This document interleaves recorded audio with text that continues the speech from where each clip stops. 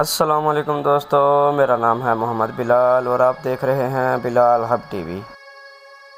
ویسے تو دوستو دنیا میں بہت زیادہ ایسے ممالک ہیں کہ جن کی ہسٹری دیکھیں تو وہ پہلے بہت غریب تھے، لیکن آج وہ بہت کامیاب ملک بن چکے ہیں۔ لیکن ہم آج بات کریں گے ایشیا کے ٹائگر کہلائے جانے والے ملک سنگاپور کے بارے میں۔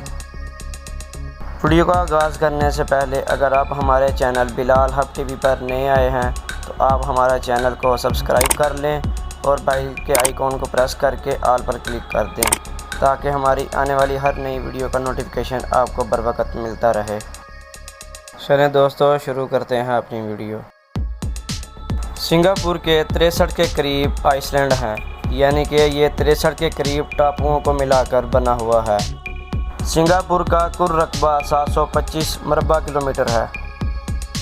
رقبے کے لحاظ سے یہ دنیا کے 176ویں نمبر پر آنے والا ملک ہے اور اس کی آبادی صرف 60 لاکھ ہے، اور یہ آبادی رقبے کے لحاظ سے بہت زیادہ ہے، اور یہی وجہ ہے کہ اسے دنیا کا تیسرا سب سے زیادہ گنجان آبادی والا ملک بھی کہا جاتا ہے۔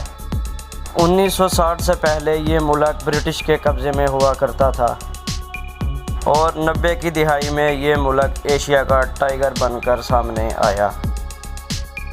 سنگاپور کو بدماشوں، سمگلروں اور گنڈوں کا گڑھ بھی کہا جاتا ہے۔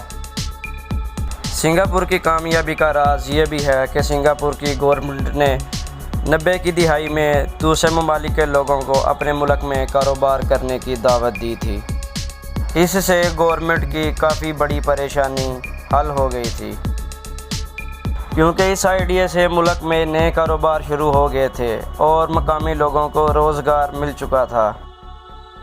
اور اب سنگاپور کی گورنمنٹ کے لیے دوسرا بڑا چیلنج یہ تھا کہ سنگاپور میں عوام کے لیے نئے گھر تعمیر کیے جائیں، کیونکہ اس وقت 70% سنگاپور کی عوام ٹینٹ کی جھونپڑیوں میں رہا کرتی تھی۔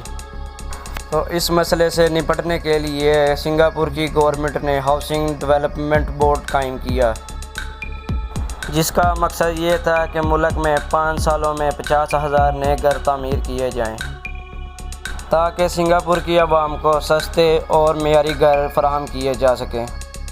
حکومت کا یہ منصوبہ بھی بہت کامیاب رہا، اور یوں 2016 کی رپورٹ کے مطابق سنگاپور کی 90% لوگ اپنے گھروں میں رہتے ہیں، جس میں اچھی بات یہ ہے کہ ان گھروں میں سے 80% گھر گورنمنٹ نے خود بنا کر سیل کیے ہیں۔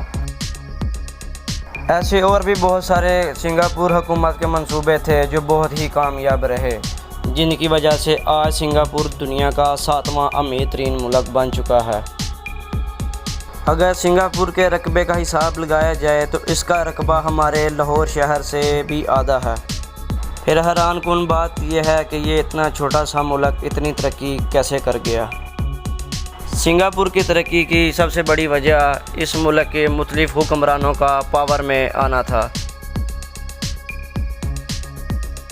جنہوں نے سنگاپور کی عوام کو جھونپڑیوں سے نکال کر بلند ترین عمارتوں میں شفٹ کر دیا،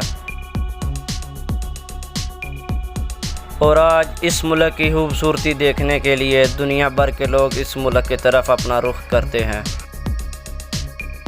اگر اس ملک کے جی ڈی پی بجٹ کی بات کی جائے تو اس ملک کا G D P budget 372.5 billion dollar ہے، جو کہ پاکستان کے مقابلے میں 100 بلین ڈالر زیادہ ہے۔